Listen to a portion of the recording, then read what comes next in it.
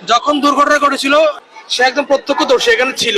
আসলে কিভাবে ঘটেছিল, মানে তুমি কি কি দেখেছো আসলে? আমি অনেক জোরে বিকট শব্দ শোনার পরে ক্লাসরুম থেকে বের হয়েছি, বের হয়ে দেখি যে বিমান হায়দার আলী বিল্ডিং এ আঘাত করে আর কি অনেক জোরে আগুন ধরে গেছে। এরপর আমি সঙ্গে সঙ্গে যাই, দেখি অনেকজন পুড়ে গিয়েছে, অনেকজন জামা কাপড় ছিঁড়ে গিয়েছে, পুড়ে গিয়েছে, অনেক খারাপ মানে অবস্থা। তুমি মাইলস্টোনের ছাত্র? জি মানে তুমি যে ক্লাসে ছিলে এর থেকে দূরে পড়ছে বিমানটা নাকি? জি জি আর যেখানে বিমানটা পড়ছে ওইটাও ক্লাসরুম? জি ওই ওইটা ক্লাসরুমে অনেকের আহত বা নিহত হয়েছে। আমার বন্ধু আর কি রিশাদ, সে ক্লাস 5 পড়ে, সেও আর কি আহত হয়েছে। আমি ক্লাসরুমে বসেছিলাম, এরপরে হঠাৎ করে একটা বিকট আওয়াজ হওয়ার পর আমি ক্লাসরুম থেকে বের হই। বের হওয়ার পরে দেখি যে বিমান এসে হায়দার আলী ভবনে আর কি আঘাত করছে। এরপরে আমি আমার মিসরে বললাম যে মিস, এখানে বিমান হয়েছে।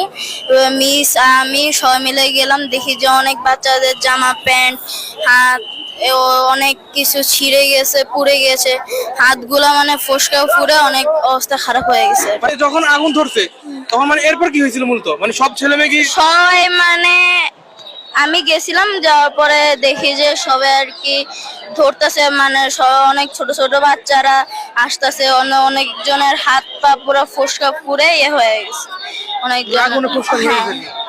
আমি ক্লাস 6 এ পড়ি। এখানে আক্রান্ত হয়েছে কোন ক্লাসে, কোন ক্লাসে স্টুডেন্ট আক্রান্ত হয়েছে? 2, 3, 4, 5 এরকম আর কি। আর উপরে আবার ইংলিশ মিডিয়াম ছিল, ইংলিশ মিডিয়ামের 8, এরপরে 9 এরকম আর কি ছিল, 6। আমি স্কুলে ছিলাম, স্কুলে ক্লাসরুম থেকে বের হয়েছি, দেখি যে অবস্থা। মানে আগুন ধরে গেছে বাইরে, হ্যাঁ। সবাই ছোটাছুটি করতেছে। হ্যাঁ, এরপর আমি এখানে যাই, যে দেখি অবস্থা। এই ভয়ঙ্কর অবস্থা দেখে তোমার ওই সময় ফিল কেমন হয়েছিল? আমার অনেক খারাপ লেগেছিল। আমার বন্ধু, আমি গেছিলাম কিন্তু ঢুকতে দেয় নাই, স্যাররা মানা করছিল অনেক। জি। এরপর আমার আম্মু আসলো, আম্মু আমাকে তোমার চোখের সামনে এমন কাকু দেখছে আগুন আগুন ধরে গেছে তার শরীরে এমন দেখছে?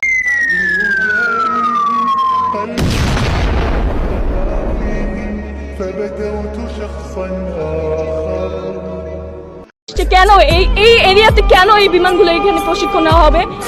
কেউ কি জানে যে এইগুলো এরকম হবে? কারো কল্পনা ছিল যেখানে 2 মিনিট আগে আমাদের এই বাচ্চাদের কিছুক্ষণ পরে ছুটি দেওয়ার কথা ছিল, তারা ভাবতেছিল যে আমাদের কিছুক্ষণ পর ছুটি দিবে, আমরা চলে যাবো বাসায়, কিন্তু তাদের তো বাসা যাওয়া হলো না।